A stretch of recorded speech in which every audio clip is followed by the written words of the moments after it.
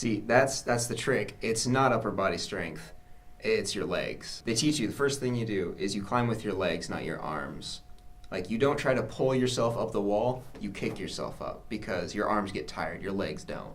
So you want to use your arms to pull into the wall, you want your legs to move you up. It was actually around grade school to middle school. Just my friends were climbers. One of my friends, their parents moved from Colorado. They were big climbers. He was into it. So he asked me one day, "You want to go?" And he lent me some shoes that were too big, and that was kind of terrible. But just the feeling of getting up the wall the first time at our local YMCA felt great. So I just kept doing it and sunk all my money into it for a while. Man, that's a good question.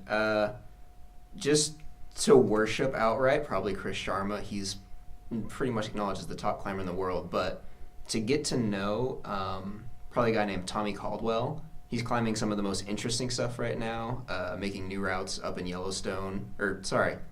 I just went to Yellowstone. It's on my mind. He's putting up new stuff in Yosemite, which is pretty intense climbing.